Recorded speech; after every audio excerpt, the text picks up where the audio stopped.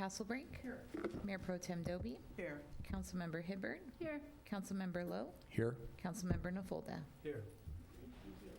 At this time, any individual in the audience may come forward to speak on any item within the subject matter jurisdiction of the City Council. Remarks are limited to not more than 5 minutes per speaker. This is the appropriate time to come forward to speak on any agenda item. And if you do want to speak, please fill out a speaker card. And we'll go from there. Can you hear me better now? It's not? Mine's not on.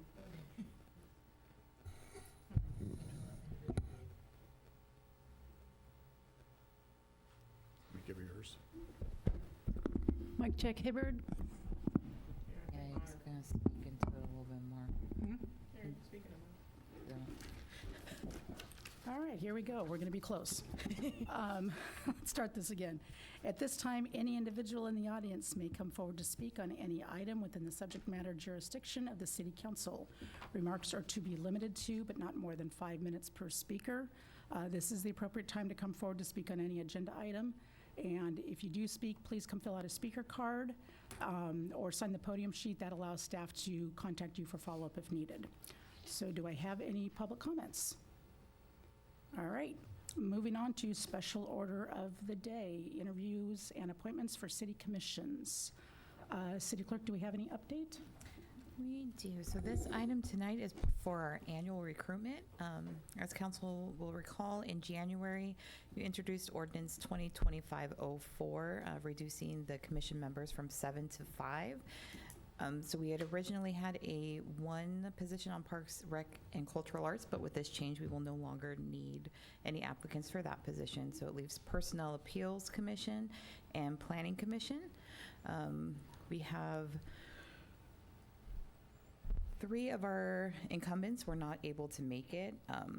Bruce Murphy and Elvester Richardson provided applications for you for consideration.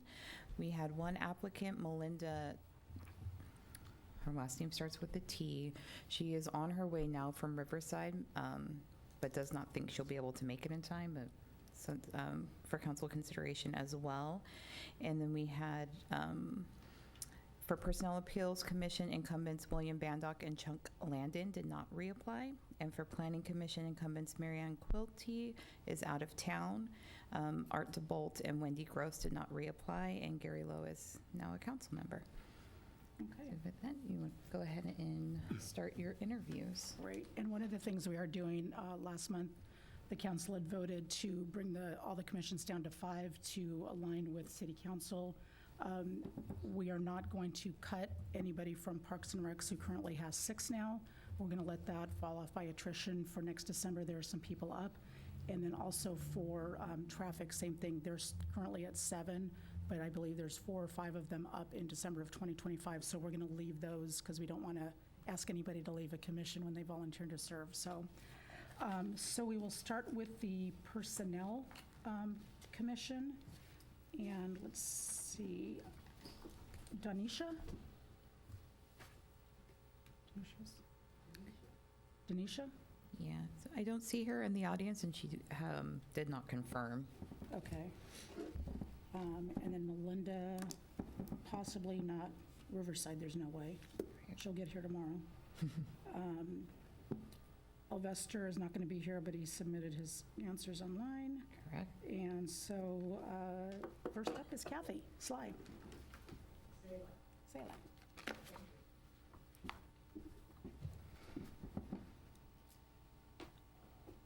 Hi. Hi. Could you just do a little intro for those of us that don't know you? My name is Kathy Salai. I've been a resident of Los Alamitos for 38 years. I came to Los Alamitos as an employee of DTE next door in 1978 and immediately started interacting with the city because General Telephone did a lot of work with the city, participated in a lot of programs, did a lot of service, a lot of different things.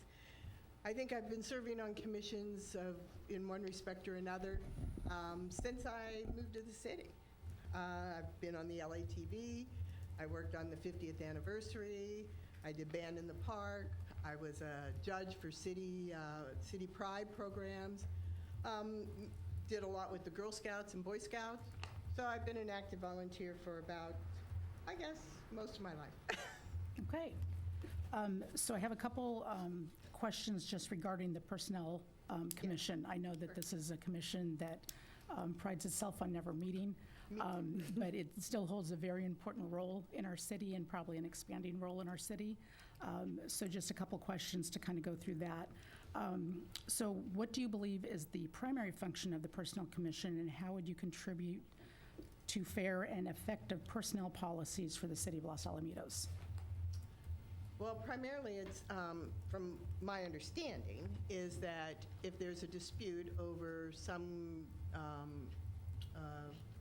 reprimand or termination or leave, whatever the dispute is, that the employees can file a grievance, and then they come in front of Personnel Appeals, and we hear both sides. We've already heard what the city's positions are, and it's an opportunity for a broader spectrum to hear what the individual's perspectives are.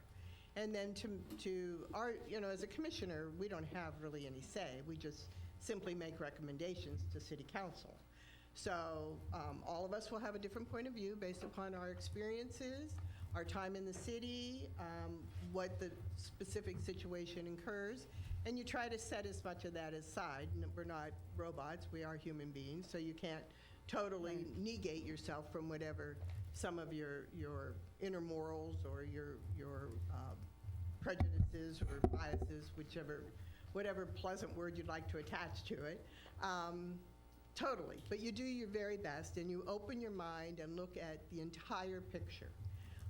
Only one time have we met. I think I've been on the Personnel Appeals since 2008. I don't know, you would have that record more than I would.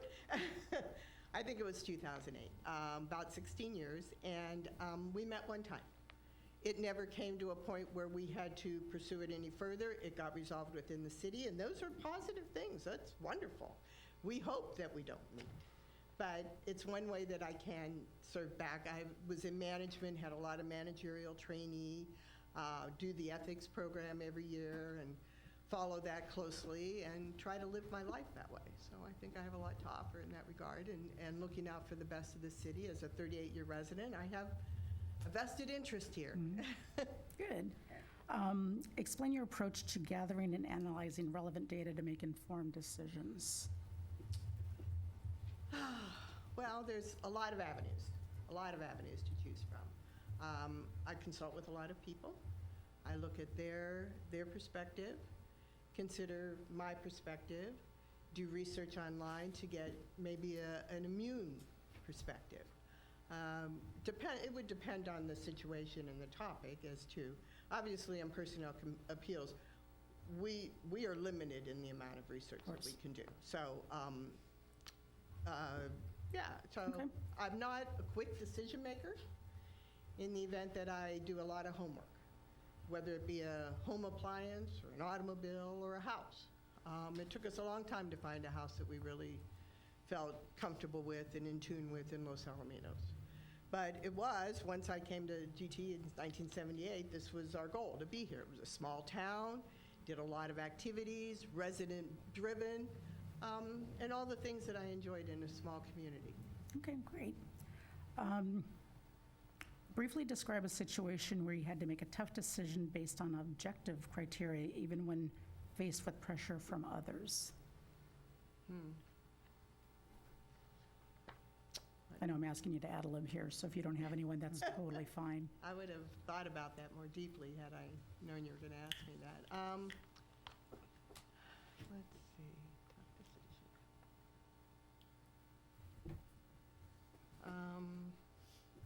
Maybe reapplying for the Traffic Commission, or applying for the Traffic Commission the first time.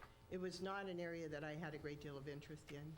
I mean, obviously, I have tremendous concerns over the flow of traffic and how it impacts me personally, but to commit to a meeting that it was so much different than LATV, where I was learning a skill and got out and videotaped and ran the cameras and worked on the monitors and did a lot of stuff in the studio and outside, like at the games or at dance recitals and all that. So this was very different from that. So Wasn't something that I was really anxious to pursue, but I enjoyed my time there. So I read about what the Traffic Commission's input was. I looked at my city and wanted to give back to my city one more time, and I thought this might be a better level. So after thinking about it, talking to people, my neighbors that were on the Traffic Commission at the time, I chose to apply, and I sat on the Traffic Commission for 4 years, I guess. Good. Okay. Last question, I promise it's easy. How do you ensure your decisions are unbiased and fair to all stakeholders? Well, like I said, you can't do that 100%. Nobody can unless they're a robot. You do your very best. But what I would look for, and as I did on the Traffic Commission, how it impacts the residents of Los Alamitos. What is the ultimate benefit for them and the pros and cons of each decision? And if the cons exceed the pros, then it's not a good direction to follow. If the pros allow greater future looking and more of what the residents are looking for and meeting the goals of the community from the residential standpoint, because otherwise the staff doesn't have the same vested interest that the residents have. The residents have an extreme invested interest in this city and where it's going forward, how it goes there. Do we go smoothly? Do we go with rough patches? We're going to hit rough patches, true, but I don't know that I answered your question. No, that's absolutely fine. Those are all my questions. I'm Do you sorry, have any- because those were That's not fine. anything like the questions we got. Yeah, that's the last of my questions. Do you have anything that you want to close out with or anything? No, I think the Personnel Appeals Commission at this point in my life probably suits me the best. I'm not inclined or available on a regular basis every month on a certain day. And I can't change my schedule in order to do that. I have grandchildren that need me. They don't live right here. I travel. So I feel like I'd be doing a disservice to say, oh, yeah, I can be here one Wednesday every month when I may not be able to. So personnel appeals, I could work around any of those demands, but it would be hard for me to work on. But I still want to be active in the city, give back what I can. You know, I've been doing it for a long time now, so, but I don't want to, I'm still very, very much in love with my city. I'm glad I came here. I've been here, I've done so many different things here. We used to paint all the windows here with Girl Scouts, so at the holidays. So I've just done some rather amazing opportunities with the city. Good. Okay, well, I thank you. feel like I'm a positive asset. Great, thank you very much. Thank you. Let's see. And Catherine Manning?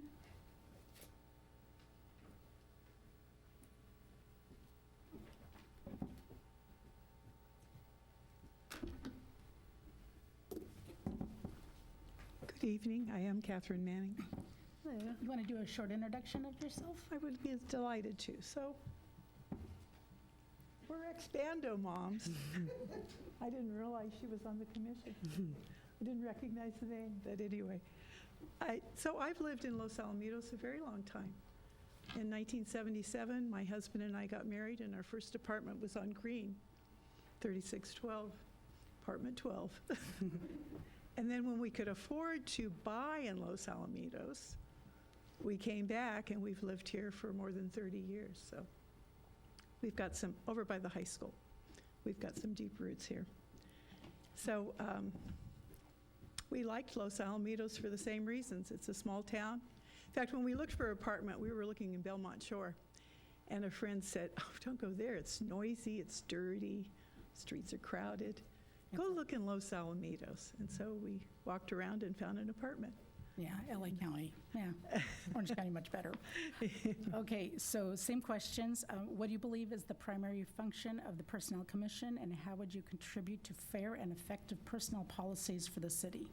Well, it's very interesting because your little blurb says that it is to receive personal appeals. It doesn't say what you do with them. So, you know, I don't think I'm just going to be here for a basket. But in looking at the other commissions, they advise, recommend, review, and suggest. And so I would see similar verbs describing what we would do on the personnel appeals.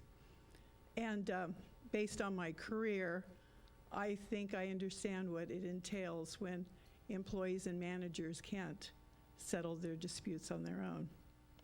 So I think it is one where a neutral, more neutral third party can probably bring some calm to a situation and maybe have them reflect a little better and then make some recommendations and suggestions that might be of service to the city and the employee. Okay.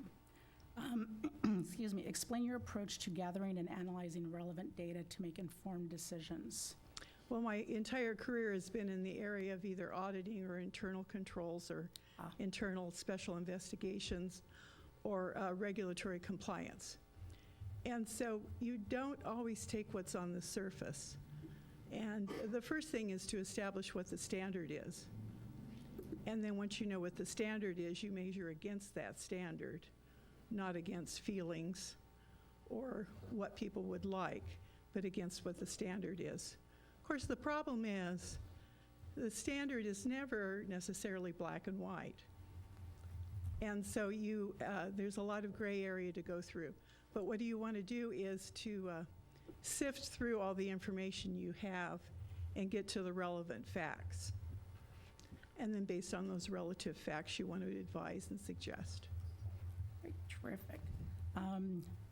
And if you don't have one, just like with Kathy, describe a situation where you had to make a tough decision based on objective criteria, even when faced with pressure from others. Well, we could be here all night. I know. And a lot of them I still can't talk about. But when I was in risk management for Bank of America, my last assignment with them, one of the things my team did was we had some responsibility for disaster recovery planning and assessment. And there was a tropical storm that was going to come through Texas, and it looked like it was probably going to shut down our data centers in Texas. And but there was a backup plan. And as we watched the weather, I talked to IT and said, "Is the backup site ready?" And they said, "Yes." And I said, "Can it handle everything?" And then there was a long pause.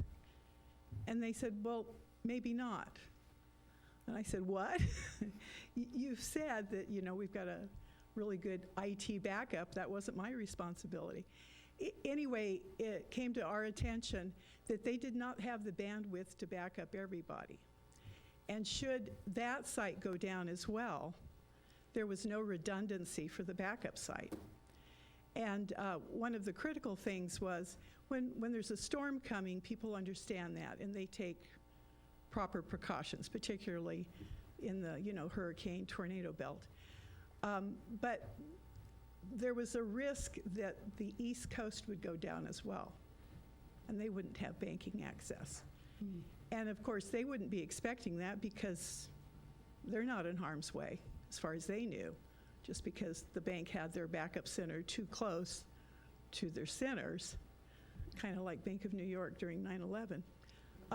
And so I had to talk to the senior leadership about what we would do. And I said, "Well, we'll put Texas down first because we're going to keep the East Coast up because they're not expecting this. And you'll have to explain it to Texas." And that was a tough decision. But you couldn't promise you were going to keep everybody up because there was a real danger you couldn't. So you had to pick who you're going to keep up. Well, the East Coast, because they're a million miles away from harm's way as far as they were concerned. So sometimes you have to make those, and those are just easy analytical ones. Harder ones was another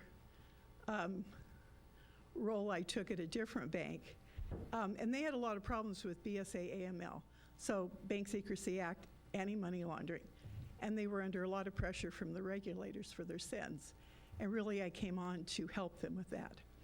And some of the things were some of their very best customers,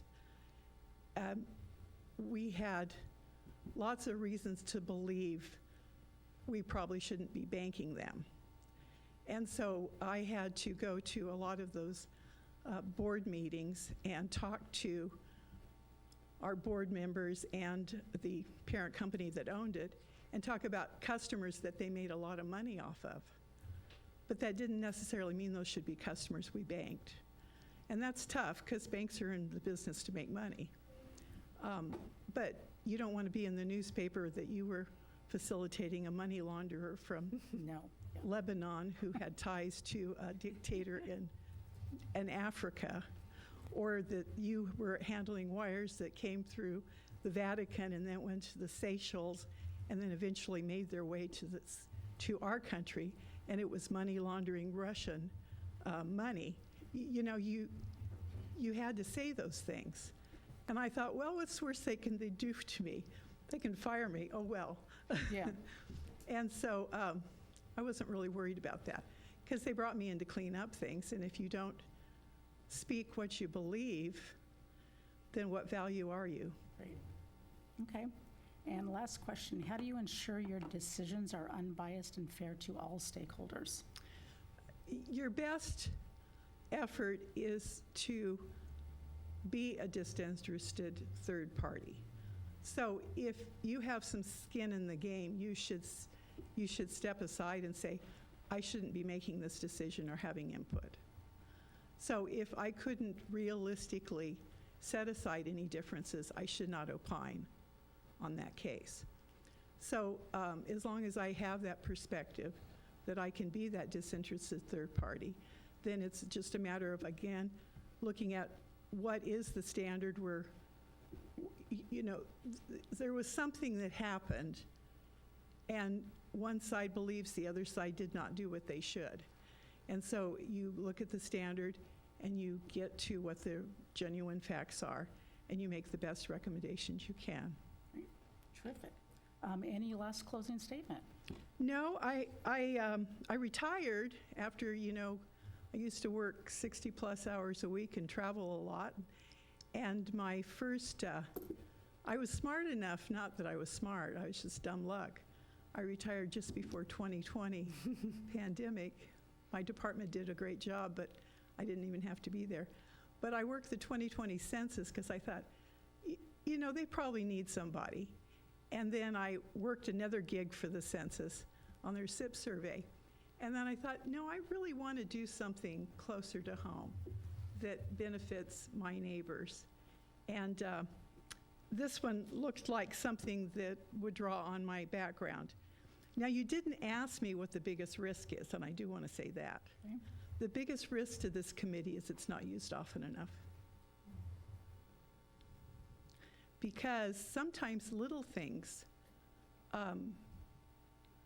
get brushed under the rug, and maybe there would be some value to input from a third party.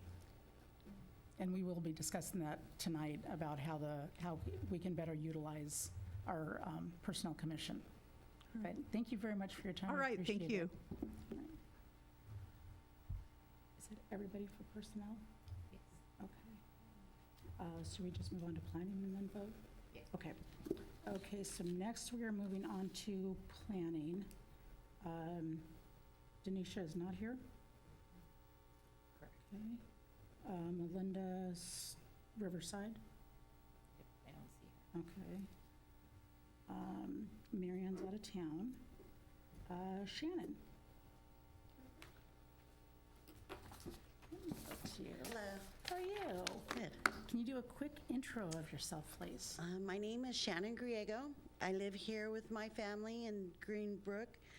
I'm a new resident, so I'm like a baby compared to everybody else. I've only lived here for about 5 years.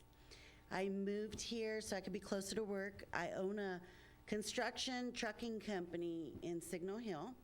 So I'm one of the few licensed female contractors in the whole state. And I've completed 150 million plus of public works contracting. That's my company's focus. I've had my company now for 21 years. I have a 9-year-old daughter who goes to LAE, which we love. And I really like Los Alamitos. I've really loved my 5 years here. Nice. How would you view your role as planning commissioner, and how would you view your interactions with fellow planning commissioners and planning staff? I would view my role as someone who listens, takes into account all the various perspectives of someone trying to build something in the city, something that would affect residents, and just offer my point of view on how it could affect residents, listening to residents' points of views as to the types of things they like here, what the impact of maybe new development, fixing old development, anything like that, how that could affect the resident, and providing my point of view on that from my experience of what construction does, what building does, what revitalization does, coming from a contractor's perspective. Right, great. How would you contribute to the future vision and direction of our community? And do you have any ideas to contribute to this commission? I would, of course, always promote a community that's family-friendly, evolving, because everything has to always evolve. And remember, the residents come first. They're the taxpayers. They're the ones who come first. And sometimes development doesn't always agree with that, but ultimately, the residents are the ones that live here, so they're the ones that matter. Terrific. Do you have any conflicts that may prevent you from making an unbiased decision? And are you a member of any organization that may influence your decision? No, the only organization I belong to is the Latina Women's Business Association. And really, I think that's it. So I'm a pretty non-biased person, and I'm very open-minded. So I'm real good at listening to all sides. Great. And then finally, how would you handle a situation where a developer or business owner attempts to influence your decision on a project? And what steps would you take to ensure transparency and ethical decision-making? I've been in contracting for many years, so I've seen a lot of unethical behavior in contracting, and you just have to be honest. I just have a firm belief that honesty gets you a lot further, and you may not, like what I always live by in my business, we may not be the biggest business, we may not make the most money, but we're still here. Every night I go to bed, I don't have to worry about anything. I want my kids to grow up to be honest people, good lives. We live in a nice home, and I just kind of live my life like that, and I would see that's how I would still carry on. Transparency, just be honest. Sounds good. That's all the questions that I have. Do you want to make a closing statement or anything? No, it would be my first time ever volunteering for something of this magnitude, so I would just appreciate any consideration. Okay, great. Thank you so much. Thank you. Okay, so, thanks, Shannon. So next up, Dean Gross.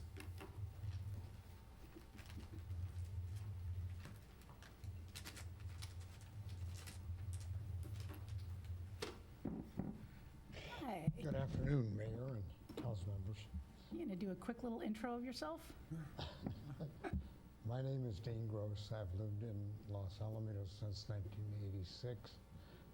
I've got others that have been here much longer.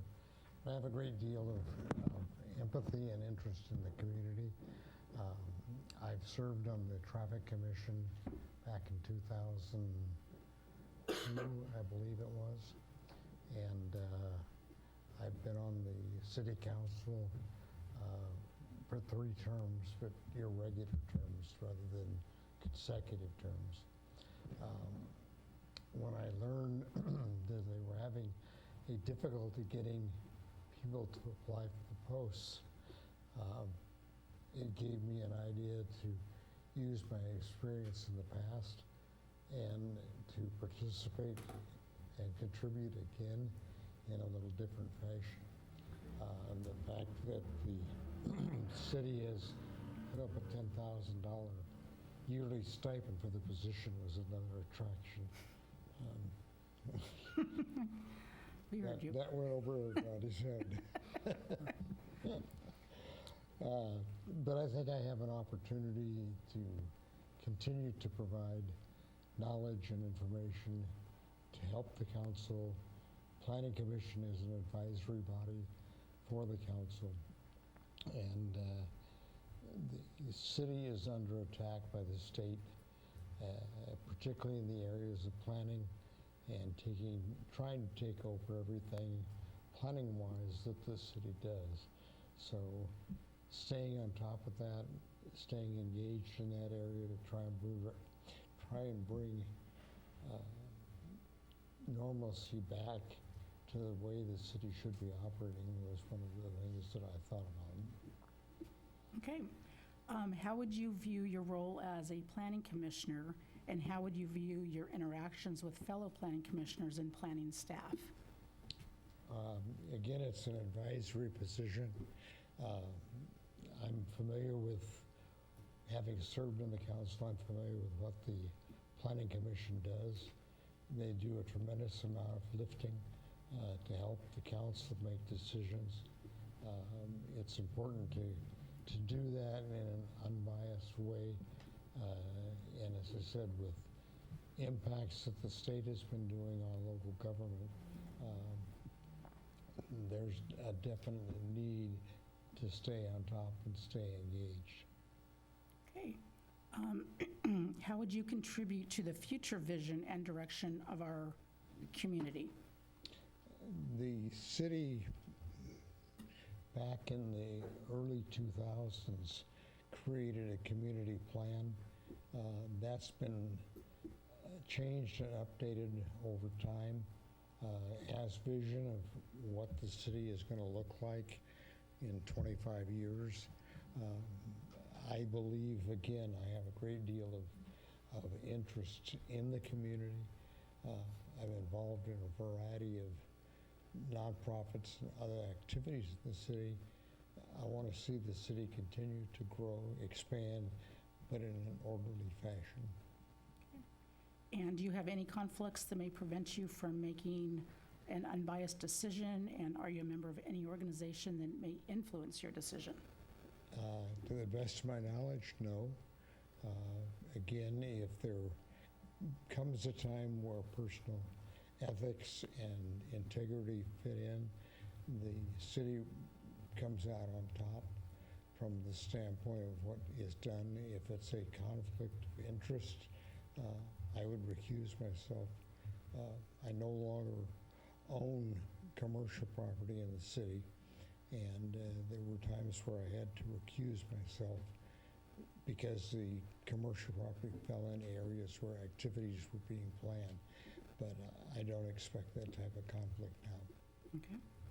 And finally, how would you handle a situation where a developer or business owner attempts to influence your decision on a project, and what steps would you take to ensure transparency and ethical decision-making? Honesty is the best practice. Keeping it up front and admitting it at the start that there was a conflict of some type. And again, the individual integrity, the individual ethics, to me, are far more outweighed than doing something that would create an issue or a problem from a legal standpoint or an ethical standpoint for the city. Okay.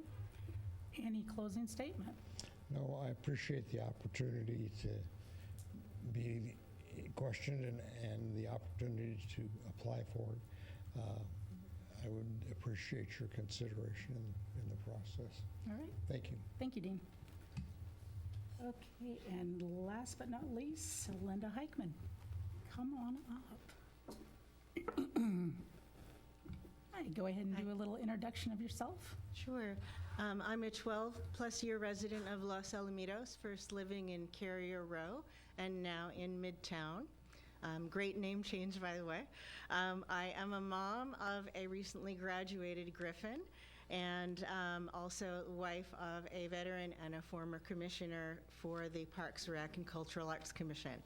I'm a career public servant, recently retired as a law librarian for Los Angeles County, and also worked for the California State University system as a law librarian as well.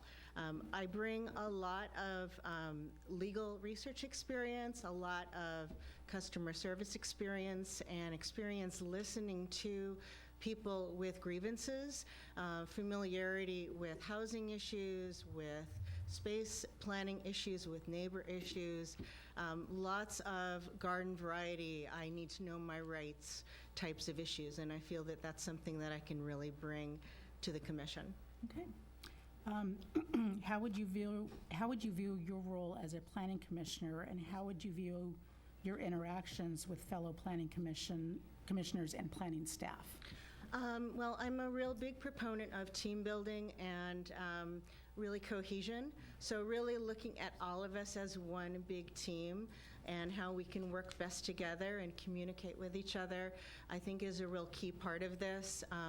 Really building a lot of trust in the commission members so that we can do our best work, and being able to support the staff in as many ways as we can. Okay. And how would you contribute to the future vision and direction of our community? Well, I think staying informed and being informed in meetings and reading all the documentation and being aware of what's going on not only in this city but in the county is really important. So having an idea of what's going on and how things are being done, I think is really important. Things like the Town Center Strategic Plan, that's something that I've read and really have a lot of excitement about. And one of the ideas that I had regarding that, as someone who is recently retired and a fairly young senior citizen, really looking at the needs of seniors. I participate in classes at the rec center and go to all kinds of community events. So maybe using some of that town center as senior housing, and I know there might be a senior center in the works, really kind of looking out for seniors planning and having something like kind of a mini leisure world would be something that I think would be great for the city. Okay, go seniors. How would you handle a situation where a developer or business owner attempts to influence your decision on a project, and what steps would you take to ensure transparency and ethical decision-making? Well, really being upfront, I think, is important, and if you feel that someone is trying to influence you, communicating to them tactfully that you're an objective commissioner and you can take their concerns to the commission, or they can make public comment or something like that, is an important step for them to be able to feel heard. But to really realize that and apply that there are laws in place, there are bylaws, and lots of different ways in which the commissions are protected towards that kind of interest or influence, really trying to just use those and rely upon those so that hopefully you can be as open and honest as possible with someone that might be trying to influence you. Great. And last question, do you have any conflicts that may prevent you from making an unbiased decision? And are you a member of any organization that may influence your decisions? I'm not, to my knowledge, involved in any organizations that would influence my decisions. My son does work for the city in the rec department, but I don't really see that as a conflict. If anything, I see that as a plus, because we're both working for the greatness of the city. Great. And that's all I have. Do you have any closing statement or anything you'd like to say? Well, I'm really excited about everything that's going on around the city, and I know that there's a lot of projects going on, and I feel that I have a unique blend of enthusiasm, investment in the community, and knowledge as a legal researcher, familiarity with things like housing codes and ordinances and financial statements and EIRs and things like that, that I can bring that to the committee. Great. To the commission. Thank you very much. Thank you.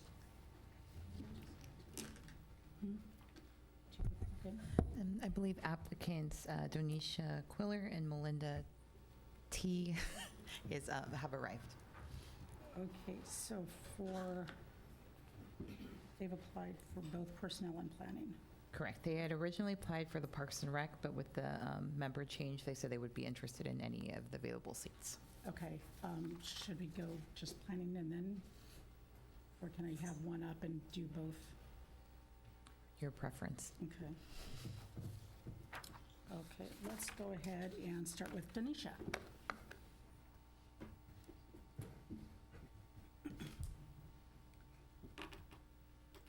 All right, we're only going to ask up here once, so right now put on your personnel commission hat. Yes. Okay, perfect. Do a quick little introduction of yourself to us. My name is Danisha. I live in apartment row. I have been an accountant for over 15 years and increased in my career. My favorite thing to do is nap. I have a 2-year-old that I run around with and love to nap with her. She's a great nap partner. I don't have, I'm happy to be here. I'm really happy to be here. Great, okay. What do you believe is the primary function of the Personnel Commission, and how would you contribute to fair and effective personnel policies for the city? So for personnel, what I learned through my research, it is to hear appeals and to stay fair and unbiased and ethical when you're hearing about perhaps a termination or a demotion. And I have no issue staying impartial and doing what I need to do to get the resources and information I need for that appeal. And then explain your approach to gathering and analyzing relevant data to make informed decisions. So I would assume that anyone in this role would have access to some records, maybe not all records, maybe some reports, some notes, and some interviews. Okay. And then describe a situation briefly where you had to make a tough decision based on objective criteria, even when faced with pressure from others. I didn't practice that one. Can you repeat, please? Sure. Describe a situation where you had to make a tough decision based on objective criteria, even when faced with pressure from others. Bring a 2-year-old story in there. No, there's many there. I'm still fairly young, but have some life experience. I'm sure there is something I could think of, but on the fly, I'm having a hard time. But I can tell you that I am objective, and I'm fair, and I'm honest and transparent. Okay. And then how do you ensure your decisions are unbiased and fair to all stakeholders? I always am self-aware of my own biases, and I try to, especially with the commission, discuss those, make sure those are transparent if I do have a preference, and accept feedback and maybe guidance from other people that might have more experience so that they can just keep me in line, or each other in line, so that we make sure that we are being unbiased. Okay, terrific. Okay, so take off your personnel commission hat and stick on your planning commission hat. All right, 4 questions, a little bit different. So how would you view your role as a planning commissioner, and how would you view your interactions with fellow planning commissioners and planning staff? So what I believe, after doing some research, the Planning Commission helps the city development, help guide those city plans, possibly infrastructure and other things that might benefit the community. And I have a deep commitment to that. I just want to be in this community and really show that I could uphold something that will be beneficial to all the residents, business owners, and other stakeholders. Okay. And how would you contribute to the future vision and direction of our community? I have a lot of ideas. We love ideas. That's what commissions are for. My top 3. Okay. There is something called a time bank, where folks can offer their time instead of money being exchanged. You exchange your time. So if you need a babysitter, you would hire a babysitter for time banking. That babysitter would get time on their books, and then they can hire somebody with that time, and so forth. My other one was a no-buy store. So like a thrift store, but there's no cash involved at all. And my last one was a garden plot. And I know there's a lot near us, but I would love a Los Alamitos one. Great. And then do you have any conflicts that may prevent you from making an unbiased decision? And are you a member of any organization that may influence your decision? Nope, and no. All right. And how would you handle a situation where a developer or business owner attempts to influence your decision on a project? And what steps would you take to ensure transparency and ethical decision-making? I think I would try to gear that conversation towards, these are the regs and regulations. This is how we handle this kind of information. You have a voice, so you're welcome to come to the commission meetings or the city council meetings and express your concerns and let them know that I don't run the show. It's a team that we all have a voice here. We all have a place at the table. Great. That's all the questions I have. Do you have any closing statements or thoughts, ideas? Although I am a little bit nervous and shaky, I am really excited to be here, and I'm happy that you all answered my application, and I assure you that I'm serious about this role, and thank you for your time. Great, thank you. Yeah. And then we have Melinda, straight from Riverside? Yes. Oh, I'm so sorry. I'm a road warrior. I wouldn't wish that on anybody. I had a hearing and the judge was kind enough to let us out at 4:15, so. Okay, so you applied for personnel and planning. Right.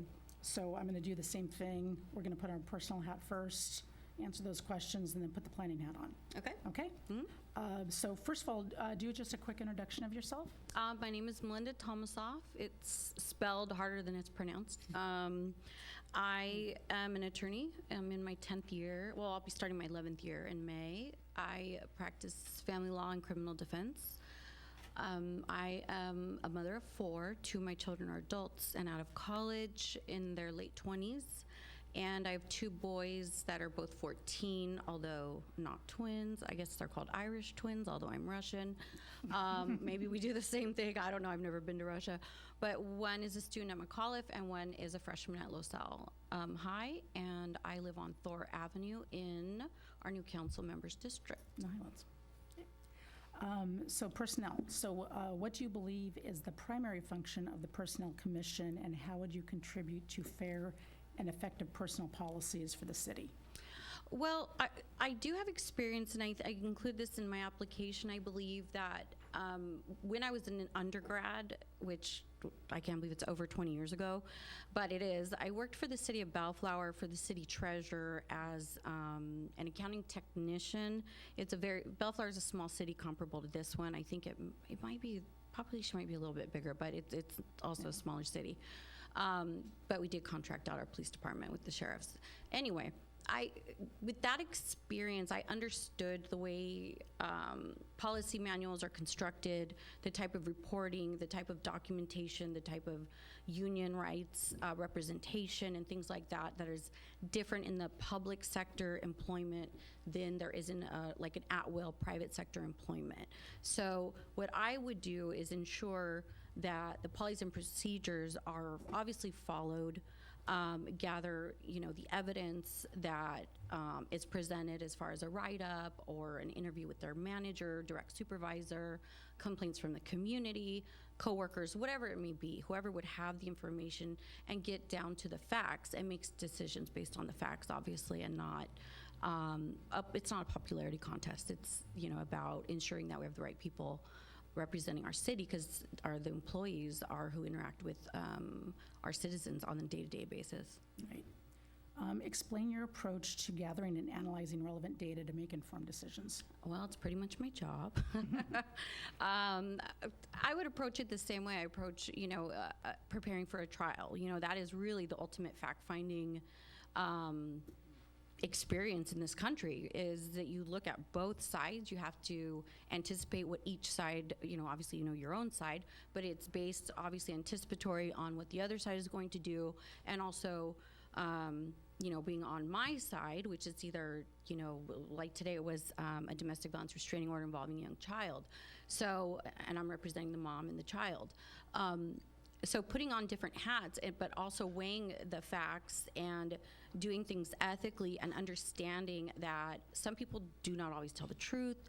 Many people do things and say things in their best interest that are easily revealed and uncovered with a little bit of unbiased and a soft approach in fact-finding and open-ended questions.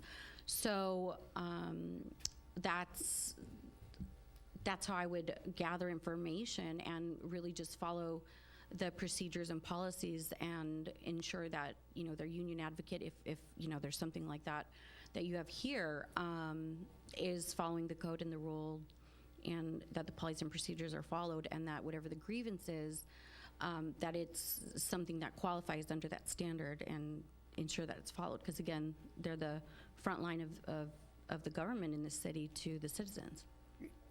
Okay. How do you ensure your decisions are unbiased and fair to all stakeholders? Well, in general, as a person, I'm very neutral in a political sense. I don't know that anybody has it figured out per se. So just in nature, by nature, I think probably through my education and experience, I naturally just kind of sit back and take everything in and make my decision on a per basis. And I do that with politics, presidential decisions, et cetera. I just like to not have like a blanket, like this is how I handle X situation or Y situation, because I've seen in my experience accusations in different cases, and probably a new council member being an attorney also has seen it too, where sometimes something is true and very alarming and something needs to be done, and other times it's just not what's being alleged. And so you've really got to uncover that and be unbiased. As as an attorney, obviously you're advocating for your client, but being on a commission, the advocacy is for the city and the citizens, right? So it's being impartial to decide, is this individual in front of me the best for who I represent, which are the citizens in this community. And so I need to be unbiased and look at whether or not that person is truly engaged in whatever conduct or whatever action, activities that are alleged, and before I make that decision, and be sure it's not unfair, because nobody wants the city to have that reputation either, that there's any sort of bias, whether it be sexual orientation or whatever, something to that effect. Okay. All right, so we're going to take off the personnel hat and go on to the planning hat. Okay. All right, different set of questions. So how would you view your role as a planning commissioner, and how would you view your interactions with fellow planning commissioners and planning staff? Well, being on a commission, obviously, I'm sure as the city council know, things are, in order to get things accomplished, you need to work collaboratively. I think it's important to hear all parties out and understand not what their position is, but also why. Why is that your position? Why do you feel this way? And when you understand, it's really just understanding. What is their thought process? What is their understanding? But also being confident in your own research and your own opinions to voice them and not be, for lack of a better term, a doormat.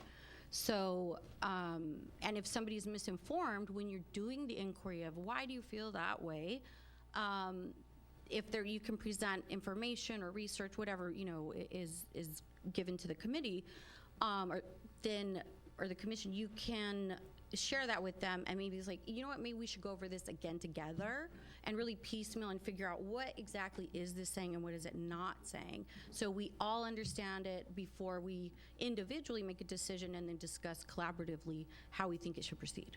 Right. Okay. How would you contribute to the future vision and direction of our community? Well, in multiple facets. One, being a resident, I care about the city. If I don't have to go to court, I do not leave the city at all.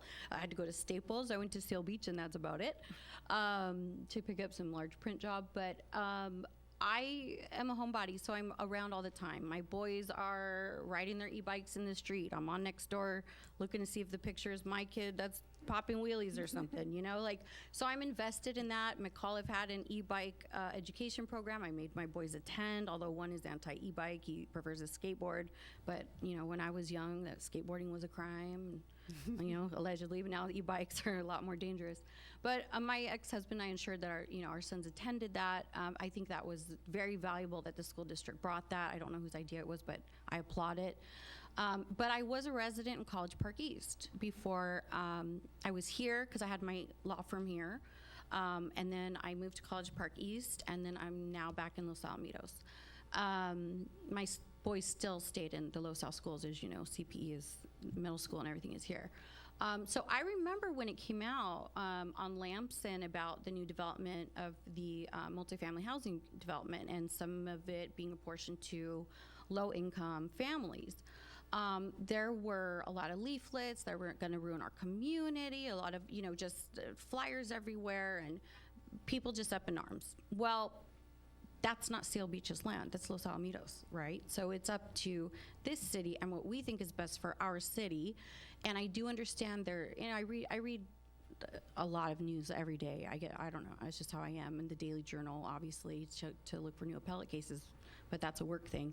But I read all the time. So I know there's an issue with the sewer belonging to Seal Beach, who's gonna pay for the connection, the traffic, you know, all of these different things. I understand that those issues are there. And I think that looking at the overall law, like where are we gonna be in 5 years? Where are we gonna be in 10 years? And in the short term, there's complaints and there's issues, but in the long term, what are we looking to be and who are we looking to serve with this new development, right? So I think, I don't know, I totally forgot your question at this point. Usually it's in front of me and I'm asking the questions. But I just think that kind of thing is important to me because I think housing shortage is an issue. I think anyone who lives in the greater Los Angeles area can agree on that, but also traffic congestion is a problem. So there's many factors to weigh. I think being in touch with your community, getting a feedback from the citizens of Los Alamitos, and seeing how they feel about it, and also budget concerns, which I have for those 3 years when I worked for the city treasurer. I think he's still there, Terry. I worked on the annual report. You know, I looked at RFPs. I looked at so many things, including, you know, payroll and the CalPERS system. So I'm familiar, my undergrad is in business administration. So I understand how multifaceted things are. We can't just say, oh, you know what, we'd love to have a dog park with all these great, you know, overflowing water fountains. There's so much in that.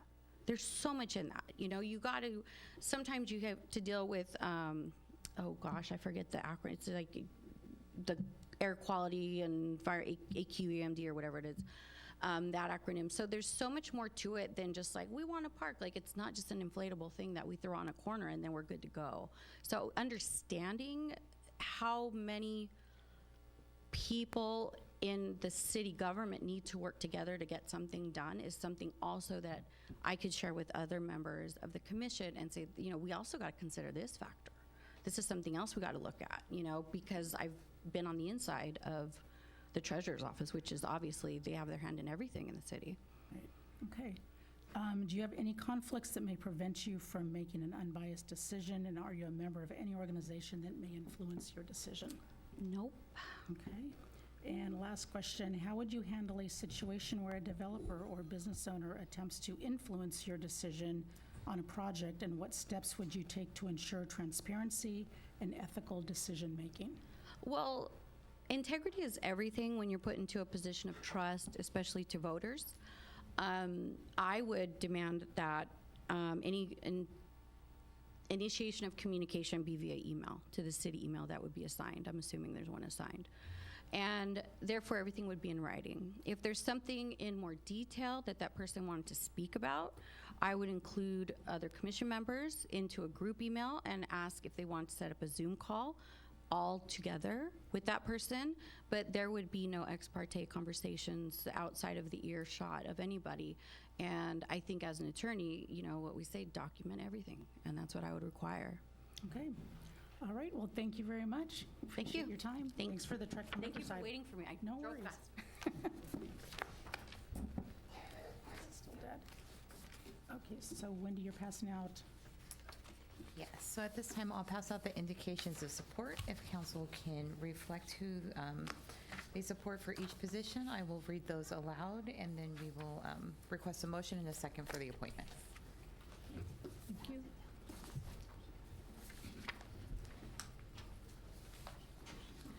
So as a refresher, council is voting for 4 positions on, this is also on your sheet, 4 positions for personnel appeals and 3 positions for planning commission.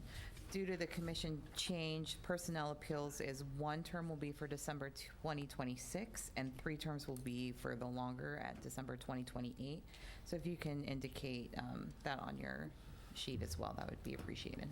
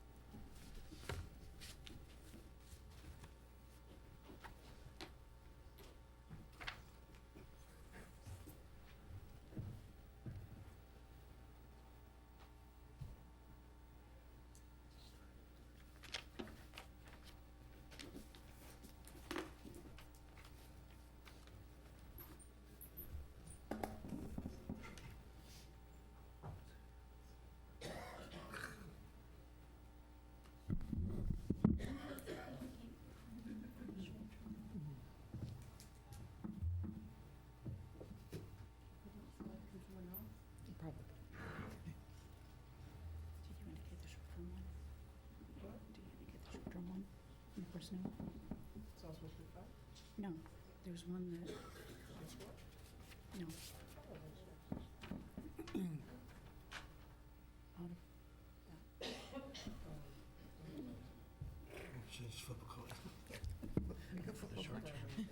Maybe ask for a volunteer.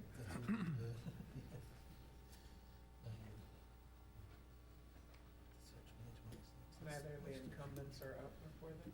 Is everyone done in 2028? So for the Personnel Appeals Commission, now that we are splitting to 5, it would be 3 terms that end in December 2028 and then 2 terms in December 2026. But the way that it's up right now, all 4 terms have the expiration in December 2028, so we're recommending a shorter term to give us a variation so we don't lose our whole commission all at once. And the incumbents are up when? Because there's 2 incumbents listed here. So Bruce Murphy is actually a Traffic Commission incumbent. He's not a Personnel Appeals incumbent. And, Everyone is up right now. okay. No. Thank you. Okay, so the incumbent is Bruce, but on another commission. Correct. Okay.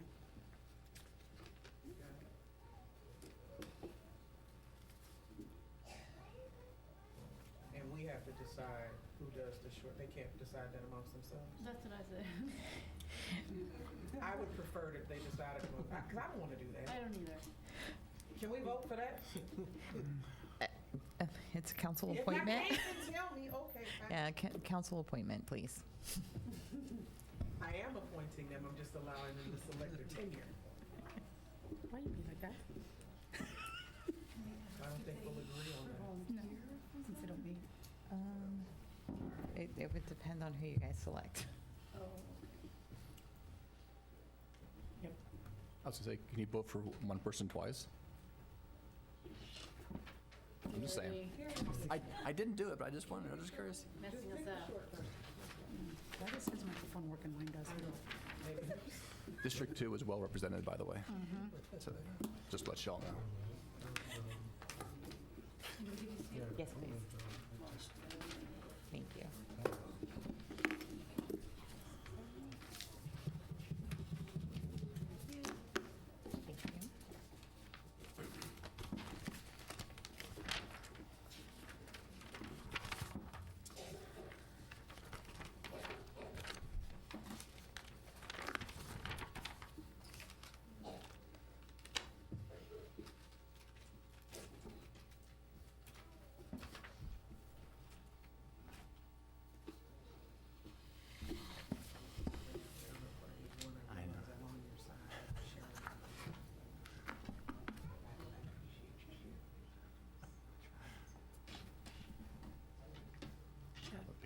Jeff, are we going to go into closed session now?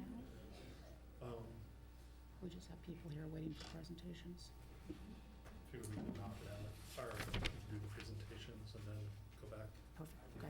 And then that way we can cut loose the attorneys that we don't need. Well, and also the people that are Yeah. little kids. So we figured do the presentations first and then Okay. write in the clips after that. Okay.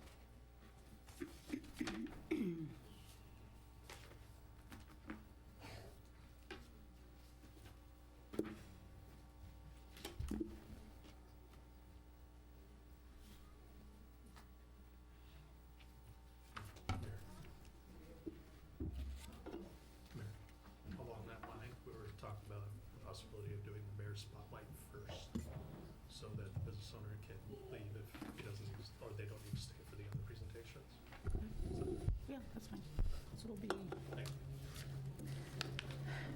you. Mary, have those ready for you. So for Personnel Appeals Commission, we had 5 indications of support for Catherine Manning, 1 indication of support for Bruce Murphy, 4 indications of support for Elvester Richardson, 5 for Donisha Quiller, 1 for Kathy Salai, and 4 for Melinda, I'm sorry, I forgot how you said it. Thomasoff. Okay, Thomasoff. So with those, we would have, our 4 appointees would be Catherine Manning, Elvester Richardson, Donisha Quiller, and Melinda Thomasoff. And you guys are split on the term length, so maybe one of the applicants will volunteer for the shorter term. Does anyone have a preference if they have the 26 or 28 for personnel appeals? I don't know that they meet. we're going to meet. With council direction, we'll have them decide at their first Personnel Appeals Commission meeting. Can I have a motion and a second for those appointees? Move it. Second. All in favor? Aye. Thank you. For Planning Commission, we have, I'm missing one, sorry.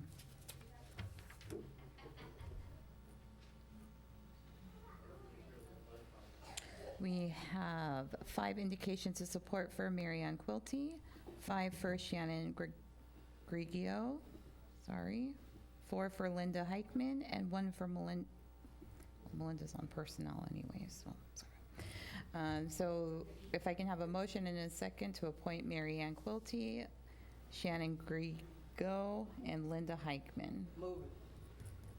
Second. All in favor? Aye. That concludes that item.